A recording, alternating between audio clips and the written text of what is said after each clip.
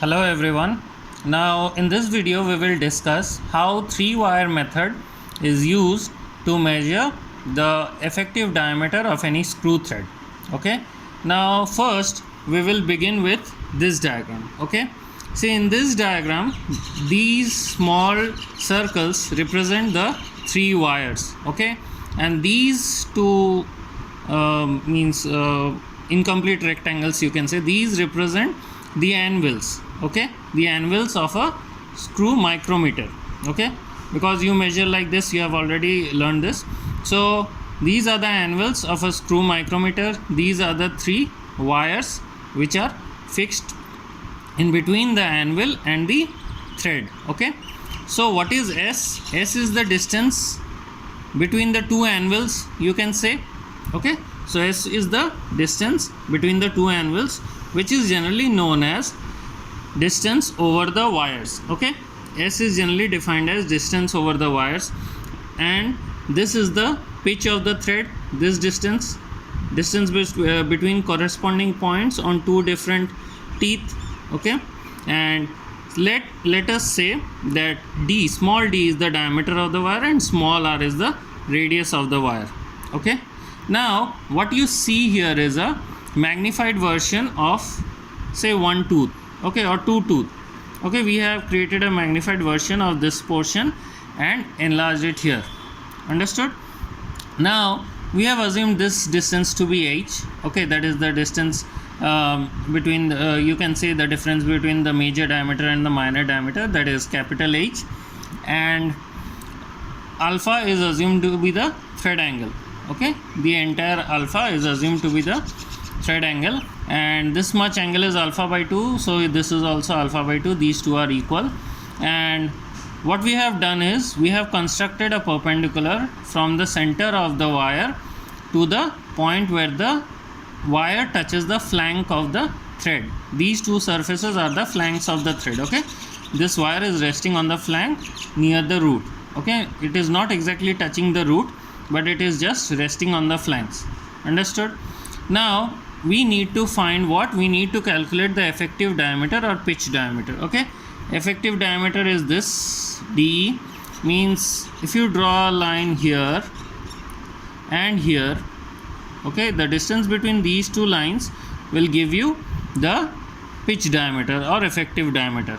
This is as per the definition. So since this is one part and this part will be farther away, so that's why we have used a discontinuous arrow.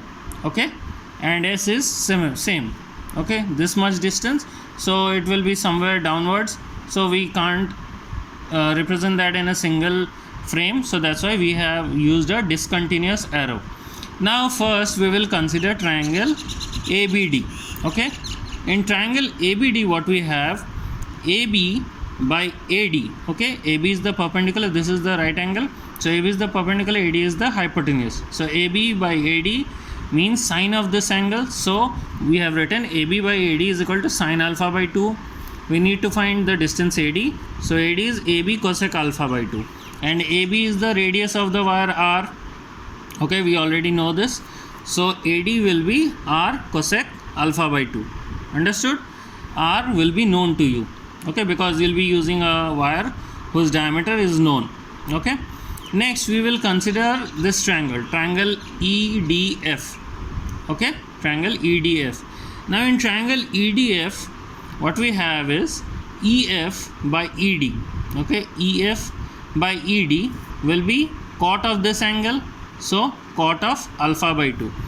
So we have written EF by ED or DE is equal to cot alpha by 2, and EF is DE cot alpha by 2. Okay, now EF is this distance, okay, which is equal to capital H, so we have replaced EF with capital H, and DE, okay, this distance. See, this is entirely your pitch. Okay, or you can say this distance is your pitch. Understood? So this will be half of the entire thing, so DE is pitch by 2, that is P by 2. Okay, so H is equal to P by 2 cot alpha by 2. That is what the relation is.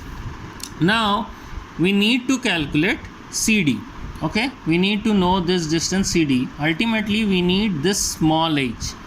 So we have already know this thing. Okay, we already know this thing. So in order to calculate small h, we need this distance CD. Okay, because from h, it means small h will be what? AD minus CD. This distance AD minus this small distance, right? So CD will be what? CD will be half of this h. Okay, actually in the diagram it may not appear that this is exactly half, but actually it means if all the dimensions are taken perfectly, then CD will be exactly equal to half of h. Okay, so that's why CD is equal to P by 4 cot alpha by 2. Okay, because h is P by 2 cot alpha by 2, so half of this will be P by 4 cot alpha by 2. Now what is small h? Small h is AD minus CD. Okay, now AD is how much? R cosec alpha by 2. We have already calculated here. Okay, so AD is R cosec alpha by 2 minus CD is P by 4 cot alpha by 2, what we calculated just now. Okay, now S. Now S will be what? DE. Okay, this DE plus 2H. Okay, twice of this, because one on this side and one on the other side. Okay, one on this side and one on the other side. That's why 2H plus what? 2R. Okay, 2R means 1 R on this side and 1 on the other side. Okay, so S becomes D plus 2 into what we have done is substitute. We have taken 2 as common and then substituted the values of H and R. Okay, sorry, we have substituted just the value of H. R will be known to us. So we can then, by simply solving and rearranging, we get S is equal to DE plus D. What is this D? This D is equal to 2R. So we get S is equal to DE plus small d into 1 plus cosec alpha by 2 minus P by 2 cot alpha by 2. Okay, what you will know is this S, you can easily measure this, that is the distance between the anvils from the reading on the micrometer. Okay, we need to calculate this. So this will be unknown. This will also be known, that is the diameter of wire that you are using, the thread angle and pitch of the thread will also be known. If you know all these values, you can easily calculate this effective diameter or pitch diameter. Now what will we do?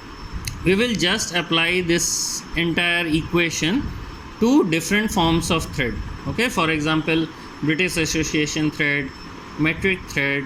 Okay, we will apply this equation to the different types of threads, because depending on the form of thread the alpha varies. Okay, we know that, so we will be discussing that now.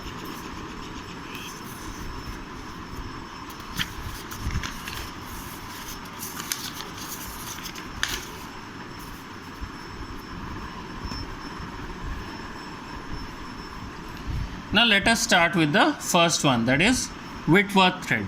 Okay, now in Whitworth thread, if you remember, that is, this is British Whitworth thread, British Standard Whitworth thread, that is the BSW thread. This is a very common thread.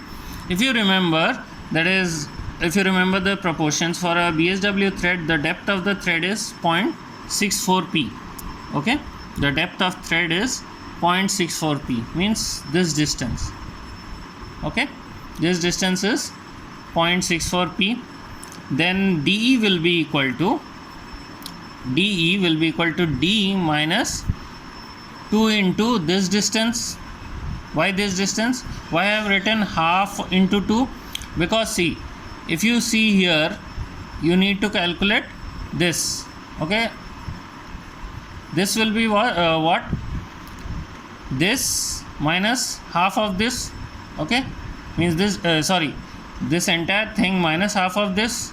Okay, so D is equal to this entire thing minus this, and this is equal to 0.32 p.